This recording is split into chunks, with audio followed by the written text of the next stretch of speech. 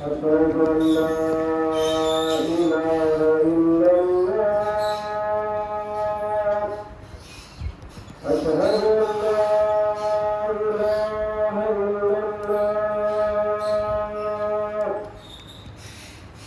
أشهد أن محمدا رسول الله أشهد أن محمدا رسول الله حي على الصلاة حي على الصلاة حي على الصلاة حي على الفلاح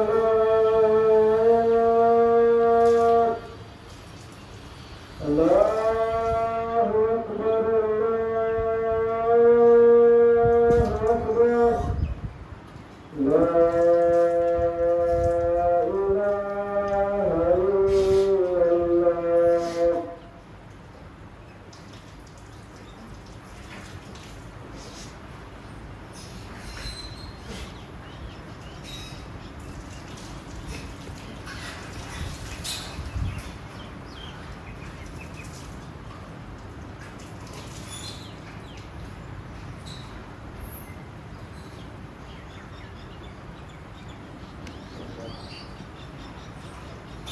السلام عليكم ورحمة الله وبركاته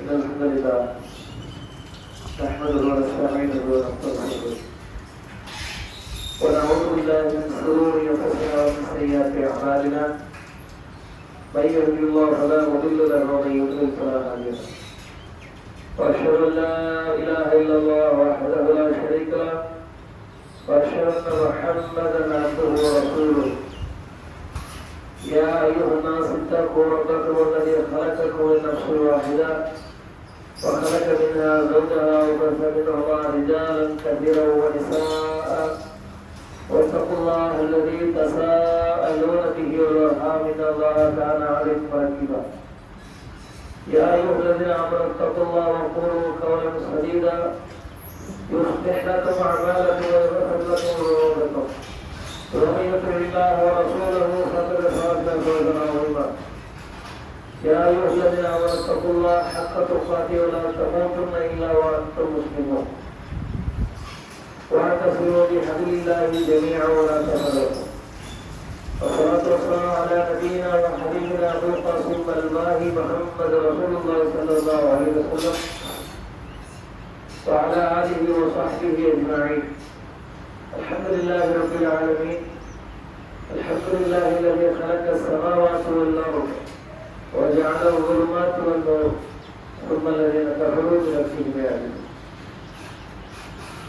அன்புக்குரிய சகோதர சகோதரிகளே எல்லாம் அல்ல அல்லாஹ்வின் நல்லடியார்களே அல்லாஹ்வுடைய திருவருளால் வல்ல இறைவன் நம் மீது கடமையாக்கிய ஜுமா என்கின்ற வணக்கத்தை நிறைவேற்ற வேண்டும் என்கின்ற பேர் ஆர்வத்தில் நாம் எல்லாம் பெரும் திரளாக இங்கே கொள்கை இருக்கின்றோம்.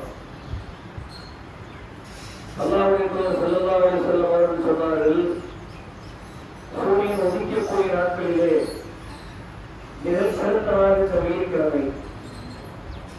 எனவே எவர் ஒருவர் உங்களில் அந்த வெள்ளிக்கிழமையை அடைகின்றாரோ அவர் என் மீது அதிகம் செலவாக்க போகட்டும் என்று நபிகள் நாயகம் ஸல்லல்லாஹு அலைஹி வஸல்லம் அவர்கள் நமக்கு கேட்டுக்கொண்ட அடிப்படையில் நாம இன்றைய நாளில் செலவாக்க கூறுவதற்கு கடமைப்பட்டிருக்கிறோம். அப்படி செலவாக்க கூறுவதால் நமக்கு என்ன பலன் கிடைக்கும் என்று சொன்னால், ஒரு முறை நாம நம்முடைய இறுதி தூதராகிய முஹம்மது ஸல்லல்லாஹு அலைஹி வஸல்லம் அவர்கள் செலவாக்க கூறினால் அல்லாஹ் நம்ம மீது 100 முறை அருள் செய்கின்றார். எப்பேற்பட்ட ஒரு சாதாரண காரியத்தை இவ்வளவு பெரிய சிறப்பை அல்லாஹ் வைத்திருக்கிறார். அப்ப இந்த நாள் இன்றைய நாள் தான் ஆரம்ப இஸ்லாமர்கள் வெள்ளிக்கிழமை தான் படைக்கப்பட்டார்கள். சூழ்நிலைப்படக்கூடிய நாள் இந்த வெள்ளிக்கிழமை தான். உலகம் மதிக்கப்படக்கூடிய நாளும் இந்த வெள்ளிக்கிழமை தான் என்று அல்லாஹ்வுடைய தூதர் ஸல்லல்லாஹு அலைஹி வஸல்லம் அவர்கள் இந்த ஜும்மா நாளை குறித்து பல இடங்களில் அறிவித்திருக்கிறார்கள். நாம் அன்றாடம் வாழ்வில் செய்யக்கூடிய பாவங்களுக்குண்டான பரிகாரமாக இந்த ஜும்மாவுடைய வணக்கம் இருக்கிறது. பெரிதும் சரியான ஒரு பலவிதமான பாவங்களில் நாம் சிக்கிக் கொண்டிருக்கிறோம். தீவை பார்க்கிறோம், தீவை கேட்கிறோம், கடந்து போகிறோம் மனமில்லாமல் மனதை தத்தளித்து சைத்தானுடைய ஊசலாட்டத்திற்கு உள்ளாகக்கூடிய காரியங்கள் நடக்கிறது. அல்லாஹ்விடத்து பிறகு தௌபாவும் செய்கின்றோம். இப்படியாக ஒவ்வொரு வினாடிக்கு வினாடி தீமை குறித்தே பாவம் குறித்தே சிந்தித்து பழக்கப்பட்டுக் கொண்டிருக்கக்கூடிய இந்த மனித இந்த நூற்றாண்டுகளில் எப்படியெல்லாம் ஒரு மனிதன் வளைந்தவர வாய்ப்பு இருக்கிறதோ அப்படியெல்லாம் வாய்ப்புகள் மிக எளிதாக கண்மூலம் வந்து சொல்லக்கூடியதாக தீவிர பக்கம் போகாதனை குழல் பக்கம் வா என்று இருக்கக்கூடிய வண்ணப்பொழுது இருக்கக்கூடிய கலாச்சாரங்கள் போய் கொண்டிருக்கிறது. இப்படியெல்லாம் பாவங்கள் குறித்து பாவங்களில் விழுந்த அந்த மனிதன் ஜும்மாவுடைய வணக்கத்தை சரிவர நிறைவேற்றால் போடுவான். சின்ன சின்ன பாவங்களுக்கு உண்டான மிகப்பெரிய பரிகாரமாக இருக்கு. அந்த ஜும்மாவுடைய குறிப்பிட்ட நேரத்திற்குள்ளே உள்ளே அமர்ந்து இமாம் உரை நிகழ்த்துவதை செவிதாழ்த்தி வசனமோ செவிதாழ்த்தி வாசிப்பு யாரிடத்தில் பேசாமல் வாய்மொழி இந்த ரெண்டு காரியம் ரொம்ப முக்கியம். ஜும்மா உரையை கேட்கக்கூடியவர்கள் செவிதாழ்த்தனும் வாய்மொழி இருக்க வேண்டும். கீழே கிடக்கக்கூடிய குச்சியோ கல்லையோ எதையோ நகர்த்தி கொண்டிருக்கக்கூடியதோ அல்லது திடீரென்று எழுந்து அந்த கீழே சரி செய்வது, திடீரென்று எழுந்து அந்த சேரையை செய்வது நடக்கிறது. இப்படி என்னென்னலாம் சரியில்லை என்று ஜும்மாவுடைய உரை கேட்டுக் கொண்டிருக்கிற போது அப்படியே பார்க்கிறது. என்னென்னலாம் சரியில்லாமல் இருக்கிறதோ அப்பொழுது வந்து சரி செய்வது. ஜும்மாவுடைய உரை நிகழ்ந்து கொண்டிருக்கக்கூடிய நேரத்தில் அதையெல்லாம் செய்வதும் கூடாது. இப்படியாக இதெல்லாம் கடைபிடித்து ஒரு ஜும்மாவை ஒரு மனிதன் நிறைவேற்றி விட்டார், அதை எல்லாம் அங்கீகரித்து விட்டார் என்று சொன்னால் அந்த ஒரு வாரத்திற்கு இடையில் ஏற்படக்கூடிய சிறு சிறு பாவங்களுக்கு அல்லாஹ் பொறுப்பேற்று போகிறான். அதை பரிகாரமாக அமைத்து விடுகிறான். எவ்வளவு பெரிய ஒரு வாய்ப்பை எல்லாம் கொடுக்கிறார். நாம் அலட்சியமாக தவறவிட்டு கொண்டிருக்கிறோம். அவர் இந்த ஜும்மாவுடைய உரை என்பது இன்றைய நாள் என்பது முக்கியத்துவத்துக்குரிய நாள். ஏழைகளின் சிறிய பிறநாள் சொன்னார்கள் எல்லாம் இருக்கிறது. அல்லாஹ் ரப்பல் ஆலமீன் திருமறை குர்ஆனில் வசனத்தை சொல்கிறார், அல்லதி கலக்கல் மௌத்த வல் ஹயாத், உங்களுக்கு மரணத்தையும் வாழ்வையும் நாம் ஏற்படுத்தி இருப்பது எவ்வளவுக்கும் ஐயோக்கும் அஹ்சன் அமலா, உங்களில் அழகிய அமலக்கூடியவர் யார், நற்செயலுக்குரியவர் யார் என்பதனை அறிந்து கொள்வதற்காகத்தான் இந்த வாழ்வு உங்களுக்கு வழங்கப்பட்டிருக்கிறது. அதனுடைய முடிவு மரணமாக உங்களுக்கு நிர்ணயிக்கப்பட்டிருக்கிறது எல்லாம் சொல்லியிருக்காரு. அப்ப அழகிய செயலுக்குரியவர் யார்? நம்மளே பள்ளிக்கூடத்திலே படிக்கக்கூடிய மாணவர்களுக்கு வார்த்தையை கேட்பாங்க, இந்த வேலையை திறம்பட செய்யப்படுவது யார்? இந்த கேள்வியை மனப்பாடம் செய்து இந்த அரை மணி நேரத்தில் உங்களை ஒப்பிக்கக்கூடியவர் யார்? வரக்கூடிய அரையாண்டு திருவள்ளுவர் நூலாண்டு தேர்வு அது 95 மதிப்பெண்களுக்கு மேல் உங்களை பெறக்கூடியவர் யார் என்று கேட்டால் ஆர்வத்தோடு குழந்தைகள் கைத்துவாங்க, மாணவர்கள் கைத்துவாங்க. அப்படியாக இந்த உலகத்திலே வாழக்கூடிய நேரத்தில் உலகத்தினுடைய போட்டிகளுக்கும் போட்டி தேர்வுகளுக்கும் அதில் கிடைக்கக்கூடிய ஆதாயங்களுக்கும் ஆர்வத்தோடு கலந்து கொள்வோர் உலகத்துல சிறந்த முறையில வாழணும், ஹலாலான முறையில உயர்ந்த நிலைக்கு செல்ல மாற்றுக்கிறதல்ல. ஆனா அல்லாஹ் குர்ஆனில் ஒரு கேள்வி கேட்கின்றானே, அழகிய செய்யக்கூடியவர் யார்? அந்த கேள்விக்கு நாம விடை தெரிந்து வைத்திருப்போம். அது எப்பொழுது விடையாக ஆகும் என்று சொன்னால் அந்த கேள்விக்கு பதிலை நாம் நம்முடைய வாழ்வு நடைமுறை மூலம் நடந்து காட்டது. 4 நாட்களிலே புனிதமிக்க ரமலானுடைய மாதம் நம்மை வந்து அடைய இருக்கிறது. அல்லாஹ்வுடைய நோன்பு வருது, சிறப்பான முறையில் நோன்பை வைத்து நிறைவேற்ற வேண்டும் என்று பலரும் ஆசைப்பட்டிருக்கிறோம். நாம நோன்பை எதிர்பார்த்து கொண்டிருக்கிறோம். இரவு நேரங்களிலே பயம் மஜ்லிஸ்களில் ஒன்று கூடுவோம், இரவு தொழுகைகளை நிறைவேற்றுவோம், ஒன்றாக சேர்ந்து இரவு கடைசி பத்தினுடைய செயல்பாடுகள் செயல்திட்டங்கள் இருக்கிறது. அதன் பிறகு மகிழ்ச்சி கொண்டாட்டமாகிய புண்ணாந்து வந்திருக்கிறது. அப்ப இவைகளை எல்லாம் மையப்படுத்தி மனிதனுக்கு ஒரு மிகப்பெரிய ஒரு மகிழ்ச்சி, இந்த நோன்பை ஒரு மகிழ்ச்சியோடு நோன்பை எதிர்பார்த்து கொண்டிருக்கிறோம். ஆனால் அல்லாஹ்வுடைய தூதருடைய காலத்தில் அந்த நோன்பு சுப்ஹானல்லாஹ், அவர்கள் இந்த நோன்பை எப்படி அணுகினார்கள் என்று நாம் யோசித்து ஒரு கணம் சிந்தித்து பார்த்தோம் என்று சொன்னால் இந்த நோன்பினுடைய மகத்துவம் நமக்கு புரியும். ஸல்லல்லாஹு அலைஹி வஸல்லம் அவர்கள் இல்லத்திற்கு வருகிறார்கள். காலை நேரத்தில் உணவேதும் இருக்கிறதா என்று கேட்கிறாங்க. இல்லை அல்லாஹ்வுடைய தூதரே, நான் இன்றைய தினம் நோன்பு கொள்கிறேன். எப்படிப்பட்ட ஒரு நோன்பு? உபரியான நோன்பு, தேர்ந்தெடுக்கப்பட்ட நோன்பு. ஷாபான் முடிஞ்சு ரமலானுடைய மாதம் வருகிறது. அதையொட்டி பொருளாதார நாள் வருகிறது.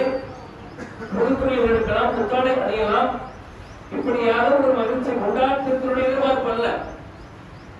உணவு கிடைக்கவில்லை, இன்றைய தினம் நோன்பு இருந்து கொள்கிறேன். நோன்பு இருந்து கொண்டு சில பெரிய கடினமான வேலைகளை தவிர்க்கிறோம். யோசிச்சு பாருங்க, சொந்த தொழில் செய்யக்கூடியவர்கள் இந்த நோன்பு நேரத்துல வெளியில செய்யக்கூடிய வேலைகள் நம்ம செட் ஆக வருவதில்லை. நோன்பு முடியட்டும் என்று பலவிதமான கடினமான வேலைகளை ஒதுக்குறோம். ஆனா அல்லாஹ்வுடைய தூதருடைய காலத்தில் அகல் தோன்றக்கூடிய பணி நடந்ததா இல்லையா? நோன்பு வைத்துக் கொண்டு சஹாபாக்கள் அந்த அகலுடைய பணியை மேற்கொண்டார்கள். பதில் போர்க்களங்களிலே கலந்து கொண்டார்கள். இப்படியாக இனியழகா தியாகங்களை செய்திருக்கிறார்கள். அவர்கள் அந்த தியாகத்தோடு அந்த நோன்பை எதிர்பார்த்த, அந்த நோன்பை அணுகிய, அந்த நோன்பை மேற்கொண்ட அந்த விதத்தை பார்க்கிறோம். ஆனா அல்லாஹ் ரப்பல் மிக இலகுவாக நமக்கு இந்த நோன்பை ஆக்கி வைத்திருக்கிறார். நோன்பு பிறப்பதற்கு சகலமும் வந்திருக்கிறது. வயிறு நிறைய குறித்துக் கொள்ளலாம். இப்படி பறக்கத்தான் அல்லாஹ் ரப்பல் ஏற்படுத்தியிருக்கிறார். ஆனால் அந்த நோன்பை சரியான முறையில் அடைந்து அதனுடைய முழு நன்மை அடையக்கூடிய பொறுப்பு நம்முடைய கையில் இருக்கிறது. எவ்வளவு பெரிய வாய்ப்புகளை எல்லாம் வழங்கியிருக்கிறார் சொன்னால், இந்த நோன்பு காலங்களை பயன்படுத்திக் கொண்டு இந்த நோன்புடைய ரமலானுடைய மாதத்தை அடைந்து நம்முடைய பாவங்கள் அனைத்தையும் துறைந்து எறியப்படுவதற்குண்டான அழகான வாய்ப்புகள் வழங்கப்பட்டிருக்கிறது. அல்லாஹ்வுடைய தூதர் ஸல்லல்லாஹு அலைஹி வஸல்லம் அவர்கள் ஒரு முறை இந்த விந்தனுடைய படிகளை ஏறக்கூடிய நேரத்தில் 3 முறை ஆமீன் என்று சொல்றாங்க. பல முறை கேள்விப்பட்டிருக்கிற சம்பவத்தில் 3 முறை ஆமீன் சொல்கிறார்கள். பெயர் கூறப்படக்கூடிய நேரத்தில் ஸலவாத்து சொல்லாருடைய மூக்கு மன்னிக்கப்பட்டும் அவன் நாசமாகட்டும் என்று அர்த்தம். ஜிப்ரீல் அலைஹிஸ்ஸலாம் அவர்கள் இவ்வாறு துஆ கேட்டார்கள். அதற்கு இறைவா ஏற்றுக்கொள்வாயாக ஆமீன் என்கின்ற ஒரு பதிலை நான் சொன்னேன். யாருக்கு வயதான தாய் தந்தைகள் இருந்து அவர்களை பராமரித்து பரிமாறிப்பதன் மூலம் அவர்கள் சுகத்தை அடையவில்லையோ அவர்களுடைய மூக்கு மன்னிக்க வேண்டும் என்று ஜிப்ரீல் அலைஹிஸ்ஸலாம் அவர்கள் துஆ செய்தார்கள். நான் ஆமீன் என்று சொன்னேன். யார் ரமலானுடைய மாதத்தை அடைந்தும் அவனுடைய பாவம் மன்னிக்கப்படவில்லையோ அவர் நாசமாகட்டும், அவருடைய மூக்கு மன்னிக்கப்படும் என்று ஜிப்ரீல் அலைஹிஸ்ஸலாம் அவர்கள் 3ஆவதாக துஆ செய்தார்கள். நான் அதற்கு ஆமீன் என்று சொன்னேன். அல்லாஹ்வுடைய தூதர் சொல்லக்கூடியதை பார்க்க முடிகின்றது. அப்ப இந்த பாவங்கள் மன்னிக்கப்படுவதற்கு உண்டான ஒரு மாதம், இறையச்சம் அதிகரிப்பதற்கு உண்டான ஒரு மாதம். இன்னும் 4 தினங்கள் இருக்கிறது நம்மை அடைவதற்கு. எப்படியெல்லாம் செயல் திட்டங்களை வகுத்து நம்முடைய நன்மையான காரியங்களை கூட்டி நம்மை பாவத்துக்குள்ளான காரியங்களை கழிப்பதற்குள்ளான வேலைகளை செய்ய அந்த நோக்கை பற்றி எல்லாம் சொல்லிக்காட்டிருந்தால், யா அய்யுஹல்லதீன ஆமனூ, நம்பிக்கை கொண்டவர்களே, குத்திப அலைக்கும் ஸியாம் கமா குத்திப அலல்லதீன மின் கப்லிக்கும் லஅல்லக்கும் தத்தகூன். உங்களுக்கு முன்சென்ற சமுதாயத்தாருக்கு அந்த நோன்பு கடமையாக்கப்பட்டிருந்தது. அதை போன்றே உங்களுக்கும் இந்த நோன்பு கடமையாக்கப்பட்டிருக்கிறது. லஅல்லக்கும் தத்தகூன், நீங்கள் இறையச்சம் உடையவர்களாக உங்களை மேம்படுத்துவதற்காக அல்லாஹ் உங்கள் மீது விதியாக்கி இருக்கிறார் என்று திருமறை குர்ஆனிலே அல்லாஹ் ரப்பல் ஆலமீன் சொல்லக்கூடியதை பார்க்கிறோம்.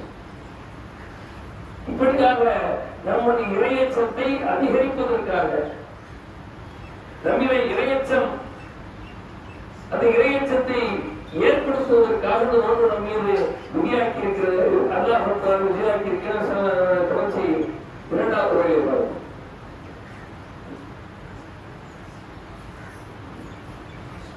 கண்ணியத்திற்குரிய எல்லாம் உள்ள அல்லாஹ்வின் நல்லடியார்களே, நாளை மறுமை நாளில அல்லாஹ் ரப்பல் ஆலமீன் இறைவனை அஞ்சி தூய இறை பணியில் நடந்த உத்தமர்களுக்காக மறுமை நாளில் தயாரித்து வைத்திருக்கக்கூடிய சோழத்தினுடைய அந்த இன்பங்களை பற்றி நமக்கு சொல்லக்கூடிய நேரத்தில்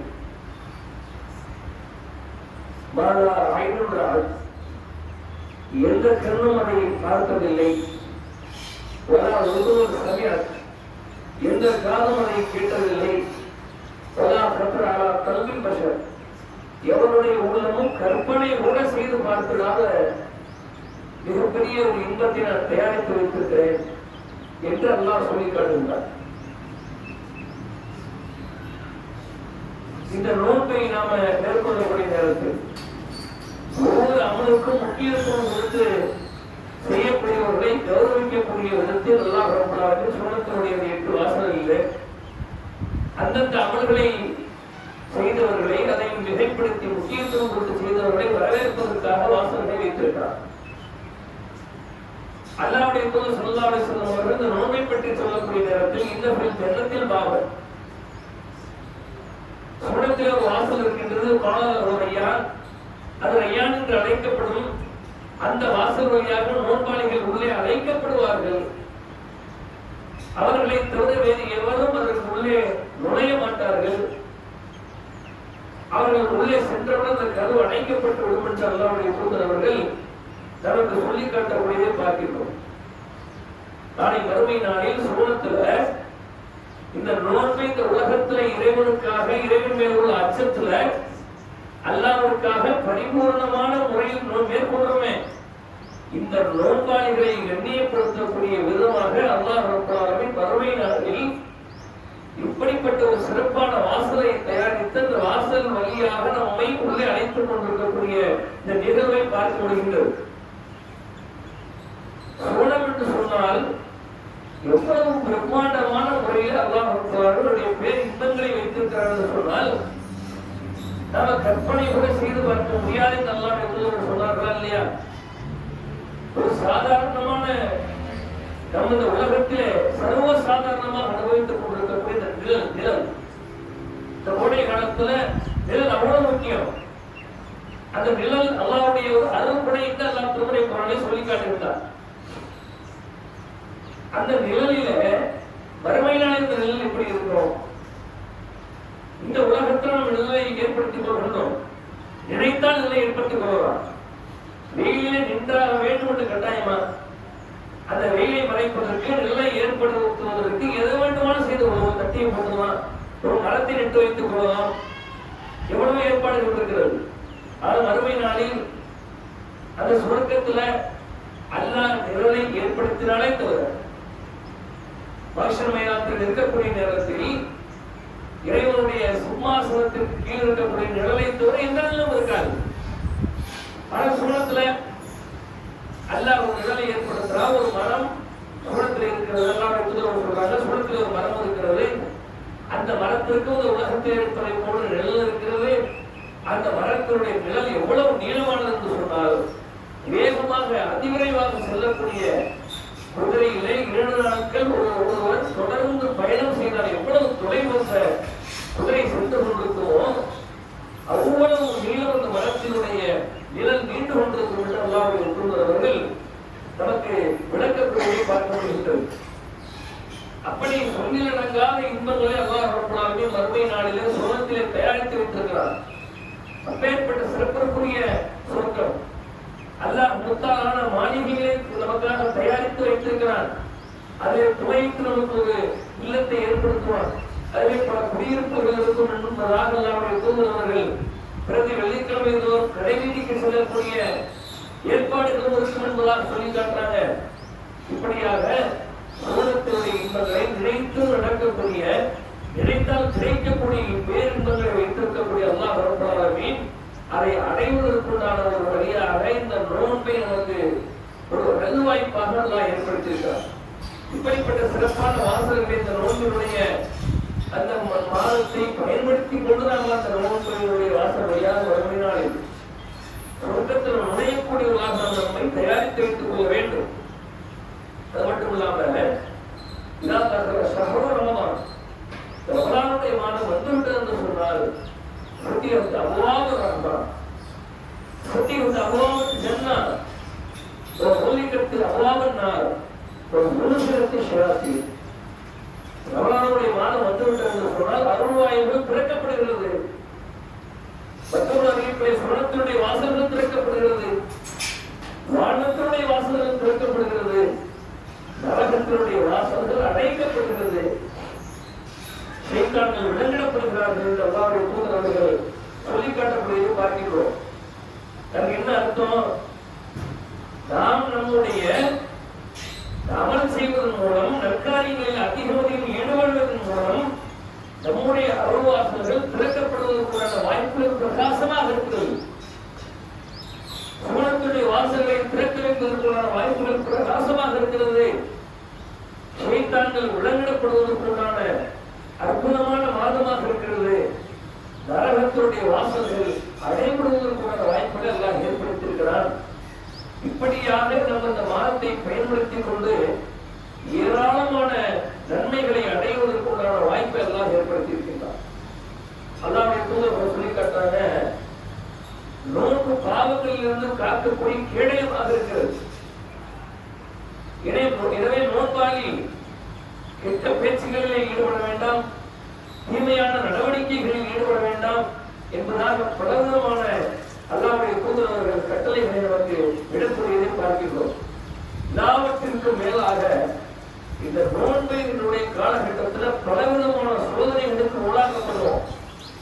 சாதாரணமாக இருக்கக்கூடிய நாட்களை விட நோன்பு காலங்களில் நம்மை சூடேற்றக்கூடிய நிகழ்வுகள் நடக்கலாம், நம்மை கோபப்படுத்தக்கூடிய இந்த நோட்டை பாராட்டக்கூடிய பலவிதமான காரியங்களுக்கு நாம் உள்ளாகலாம். ஆனால் பக்குவமான முறையில் இந்த நோன்பை கையாண்டு இறைவனிடத்தில் துவா செய்து பரிபூர்ணமான முறையில் இந்த நோன்பு காலத்தை நாம் நிறைவு செய்வதற்கு அல்லாஹ்விடத்திலே துவா செய்யணும். ஏனென்று சொன்னால் நாம இந்த வாய்ப்பு பசியோடு இருக்கிற நோன்பு காலகட்டத்தில் இந்த பசி என்பது அல்லாஹ்வுக்காக ஒரு மாத காலம் நாம இறைவனுக்காக ஏற்படுத்த இறைவனுக்காக இருக்கக்கூடிய இந்த நோன்பு இந்த பசி. ஆனால் பெருமானார் ஸல்லல்லாஹு அலைஹி வஸல்லம் காலத்தில் எப்படிப்பட்ட நிலை இருந்தது என்று சொன்னால் அஸ்ஹாபு சுஃபா திண்ணை தோழர்கள் இருக்கிறாங்க. ஒரு நாளைக்கு ஒரு பேரிச்சம்பழம் மீது அல்லாஹ்வுடைய தூதர் கொடுத்திருப்பார். மஸ்ஜிதுகளிலே கட்டி தொங்கவிடப்பட்டிருக்கும் அதை திண்ணை தோழர்கள் பயன்படுத்திக் கொள்வார்கள். அபூ ஹுரைரா ரலியல்லாஹு அன்ஹு போன்று தியாகம் செய்த சஹாபாக்களை எல்லாம் எண்ணி பார்க்கிறோம். பள்ளியுடைய நேரத்தில் பள்ளியுடைய ஓரத்தில் நின்று கொண்டிருக்கிறாங்க. அபூபக்கர் சித்திக் ரலியல்லாஹு அன்ஹு வர்றாங்க. உணவளித்தல் சம்பந்தமான ஒரு குர்ஆன் வசனத்தை காட்டி எடுத்து விளக்கம் கேட்கிறார். இந்த வசனத்திற்கு என்ன விளக்கம்? ஏனென்று சொன்னால் சுயமரியாதை மிக்க ஒரு சஹாபாக்கள் யாரிடத்தில் உணவு போயிட்டு நிற்க மாட்டார்கள். அவருடைய தோற்றத்தை பார்த்தார்கள் என்று சொன்னால் அவர்கள் செல்வந்தர்கள், மிகப்பெரிய செல்வந்த குடும்பத்தில் பிறந்தவர்களை போன்று அவருடைய தோற்றம் எல்லாம் கண்ணியப்படுத்தி இருப்பார். அப்பேற்பட்ட சஹாபாக்கள் அந்த அபூ ஹுரைரா ரலியல்லாஹு அன்ஹு அவர்கள் அந்த இடத்தில் நின்று கொண்டு வசனத்திற்கு விளக்கம் கேட்கிறாங்க. அதற்கு விளக்கத்தை மட்டும் சொல்லிவிட்டு அபூ ஹுரைரா ரலியல்லாஹு அன்ஹு அவர்கள் சென்று விடுகிறார்கள். அபூபக்கர் சித்திக் ரலியல்லாஹு அன்ஹு அவர்கள் அபூ ஹுரைரா ரலியல்லாஹு அன்ஹு அவர்களுக்கு கடுமையான பசி. மீண்டும் உமர் ரலியல்லாஹு அன்ஹு வருகிறார்கள். அவர்களுக்கு அந்த வசனத்தை காட்டுகிறார்கள். அவர்களுடைய விளக்கத்தை சொல்லிவிட்டு சென்று விடுகிறார்கள். மூன்றாவது தான் பெருமானார் ஸல்லல்லாஹு அலைஹி வஸல்லம் அவர்கள் வருகிறார்கள். வந்து நிற்கிறார்கள். அபூ ஹுரைரா ரலியல்லாஹு அன்ஹு அவர்களை பார்க்கிறார்கள். அவர்கள் நின்ற அந்த கோலத்தை பார்த்துவிட்டு அவருடைய நிலைமையை புரிந்து கொண்டு வீட்டிற்கு ஆனந்துகிறார்கள். கோடை பால் இருக்கிறது, அந்த பாலை அல்லாஹ் அன்றைய தினம் பறக்கத்து செய்கின்றார். அந்த ஒட்டுமொத்த திணை தோழர்களும் அறிந்தினார்கள் என்ற அந்த செய்தியை நாம் பார்க்க முடியும். இப்படியாக அல்லாஹ் அவர்கள் கொண்ட அந்த தக்வாவினுடைய காரணத்தினால், இறையச்சம் அவர்களுக்கு மேலோக்கி இருந்த காரணத்தினால அல்லாஹ்வுடைய அருளை நேரடியாக அவர்கள் பார்த்தார்கள், கண்கூடாக பார்த்தார்கள். இருவருக்கு மட்டுமே போதும் என்ற நிலையில் இருக்கக்கூடிய உணவு 70 பேருக்கு வயிறாக உண்ணக்கூடிய அந்த காட்சியை கண்ணால் கண்டார்கள். அதை அனுபவிக்கக்கூடிய வாய்ப்பை எல்லாம் அவர்களுக்கு ஏற்பட்டது. இப்படி பலவிதமான சம்பவங்களை, பலவிதமான வரலாற்று நிகழ்வுகளை நாம் படிப்படியாக ஏற்றுக்கொள்கிறோம். காரணம், அவர்கள் முந்தி சென்ற சமுதாயத்தார்கள், முஹாஜிர்கள், அன்சாரிகள், ஹிஜ்ரத் செய்தவர்கள், நாடுகளுக்கு சென்றவர்கள், அவருடைய வாழ்வில் இருக்கக்கூடிய சம்பவத்தை எல்லாம் மிகப்பெரிய படிப்படியாக ஏற்படுத்தியிருக்கிறார். அவர்கள் இந்த நல்ல காரியங்களை பின்தொடர்ந்து கொள்ளலாம், அதை படிப்படியாக ஏற்றுக்கொள்ளலாம். அவர்கள் அல்லாஹ்வை புரிந்து கொண்டார்கள், அல்லாஹ்வும் அவரை புரிந்து கொண்டார்கள். இத்தகைய வாழ்வு உருவாக்குறார்.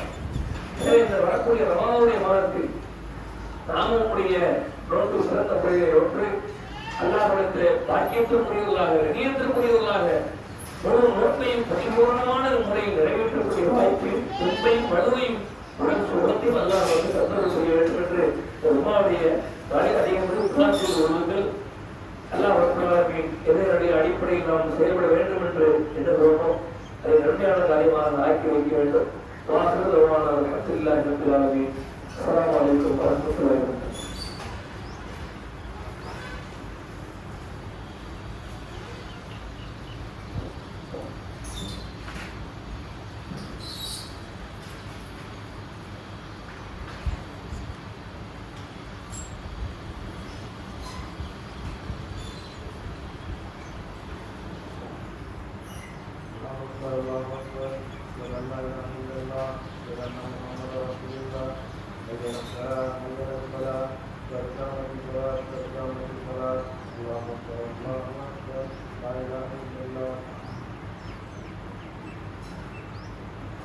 உங்களுடைய வரிசைகளை நேராகவும் நெருக்கமாக வைத்துக் கொள்ளுங்கள்.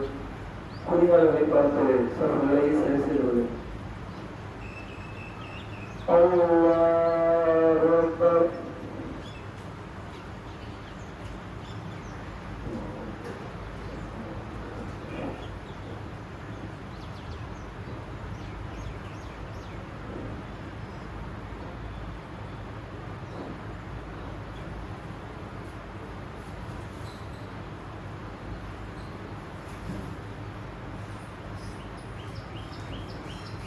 لله رب العالمين الرحمن الرحيم مالك يوم الدين إياك نعبد وإياك نستعين اهدنا الصراط المستقيم صراط الذين أنعمت عليهم غير المغضوب عليهم ولا الضالين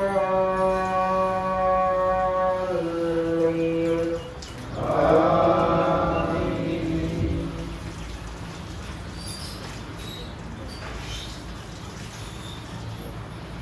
يا أيها النبي لم تحرم ما أحل الله لك تبتغي مرضات أزواجك والله غفور رحيم. قد فرض الله لكم تحلة أيمانكم والله مولاكم وهو عليم خبير. فإن تتوبا إلى الله فقد صغت قلوبكما وإن الله عليه فإن الله مولاه وجبريل وصالح الملائكة. الله أكبر.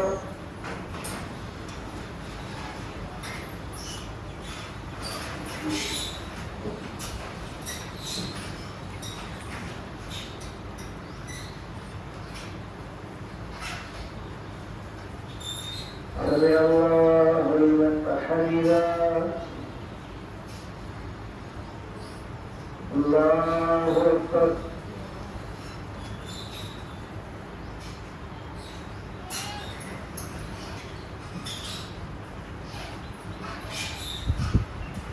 الله أكبر. الله أكبر.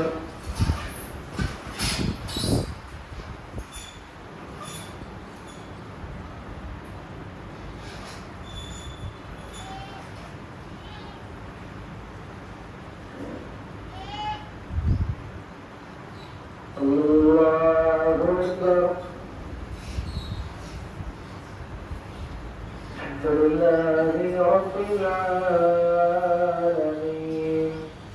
الرحمن الرحيم مالك يوم الدين إياك نعبد وإياك نستعين اهدنا الصراط المستقيم صراط الذين أنعمت عليهم غير المغضوب عليهم ولا الضالين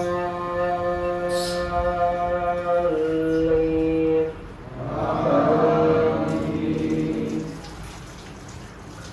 يا أيها الذين آمنوا إذا نودي للصلاة من يوم الجمعة فاسعوا إلى ذكر الله لله ما في السماوات وما في الأرض وإن تبدوا ما في أنفسكم أو تخفوه يحاسبكم به الله ويغفر لمن يشاء ويعذب من يشاء والله على كل شيء قدير. آمن الرسول بما أنزل إليه من ربه والمؤمنون كل آمن بالله وملائكته وكتبه ورسله لا نفرق بين أحد من رسله وقالوا سمعنا وأطعنا غفرانك ربنا وإليك المصير. لا يكلف الله نفسا إلا وسعها لها ما كسبت وعليها ما اكتسبت ربنا لا تؤاخذنا إن نسينا أو أخطأنا ربنا لا تحمل علينا إصرا كما حملته على الذين من قبلنا ربنا لا تحملنا ما لا طاقة لنا به واعف عنا واغفر لنا وارحمنا أنت مولانا فانصرنا على القوم الكافرين. الله أكبر.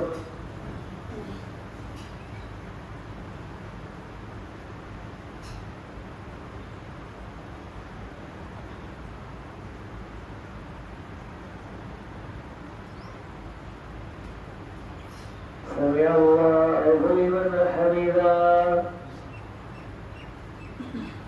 الله أكبر.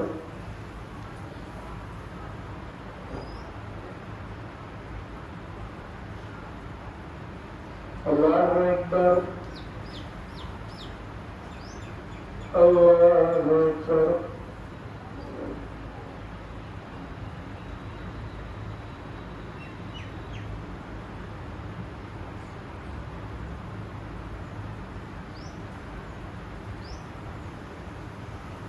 الله أكبر.